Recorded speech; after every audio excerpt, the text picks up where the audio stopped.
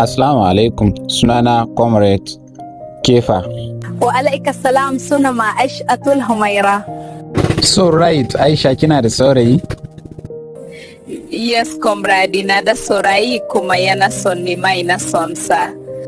Yanzu idan saurayinki baya da kuɗi kuma yana son ya aure ki, za ki auren shi? Yes, comrade, I will do zan aure shi na son sosai kuma na san Allah zai bashi abun da zai kula da ni. Aisha, wani abu ne ke sa mace ta fi son saurayi? Gaskiya mata sun fi son saurayi mai kulawa da su, mai fara da tsafta, very clean. Me yasa wasu mata ke son fine boy yadda good boy?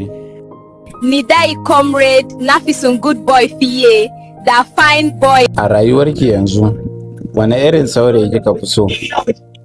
Comrade, na fi son saurayi rinka just be like you.